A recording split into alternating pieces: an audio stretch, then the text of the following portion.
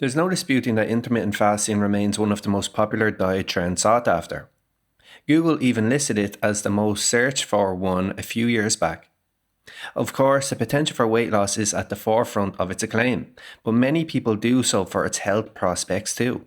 Therefore, this video will look at what the research surrounding the subject shows, as well as explain how it's thought to work and the different methods people use to incorporate it into their lifestyle.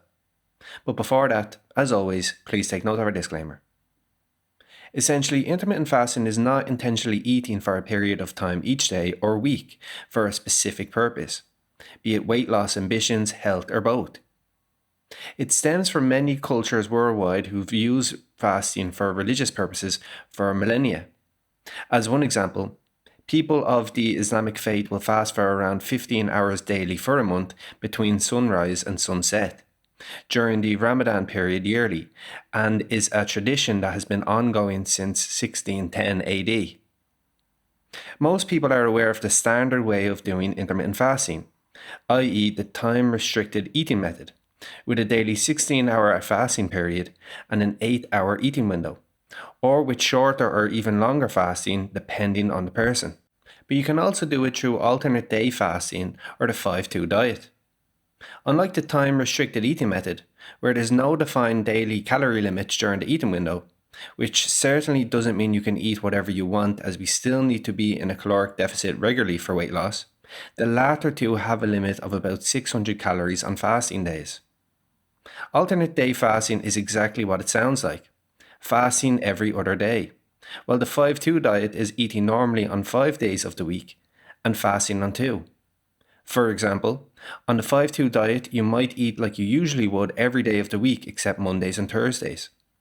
For those 2 days, you would eat 2 small meals of 300 calories each, one when you get up and one leading up to bedtime.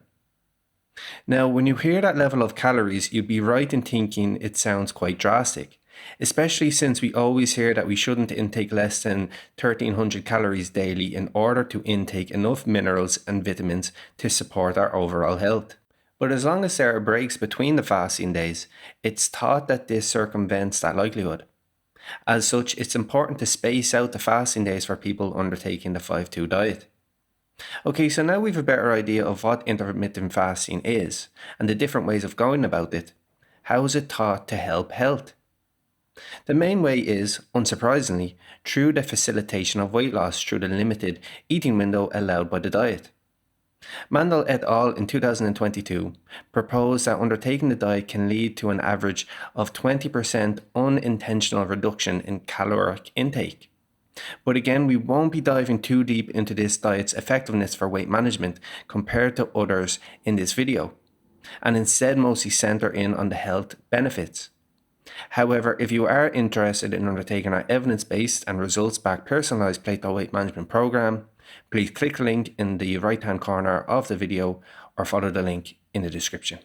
Of course, weight loss alone, irrespective of the diet type, improves inflammation, blood pressure, blood cholesterol, and blood sugar levels.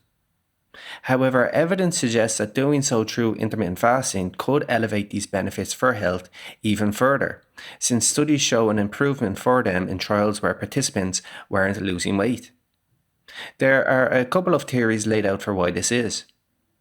Mandel et al. Suggests that in the short term, this could be because of the ketosis theory. Here, the frequent switch between fed and fasting states may optimize cellular use of fuel sources by favoring ketone bodies and fatty acids over blood sugar, leading to greater insulin sensitivity, fat metabolism, and reduced fat storage. So essentially, short-term intermittent fasting may work to support health, a lot like how a keto diet is thought to. But in the long term, Mandel and colleagues indicate that there are added ways it can do so, too, through the oxidative stress hypothesis and the circadian rhythm hypothesis. Together, these are believed to decrease the production of reactive oxidative species, increase antioxidant activity, and improve the regulation of circadian rhythms, which in turn leads to decreased cellular inflammation and increased autophagy, and subsequently a lower long-term likelihood of metabolic syndrome, non-alcoholic fatty liver disease, and neurodegenerative conditions such as ischemic stroke or Alzheimer's disease.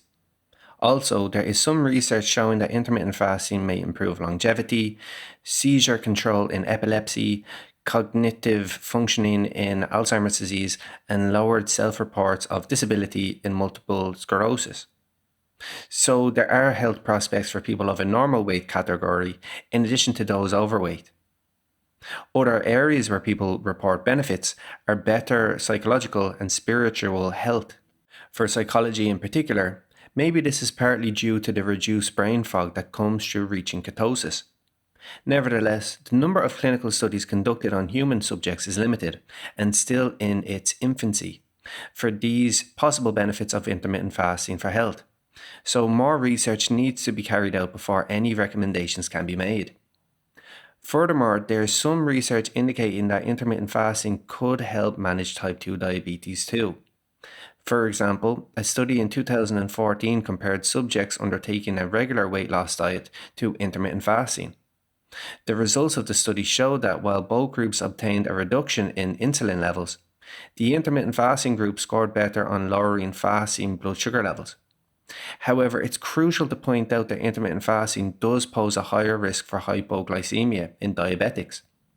As such, until more concrete evidence of its safety and effectiveness is garnered, a study in 2019 proposes that diabetics should steer clear of it.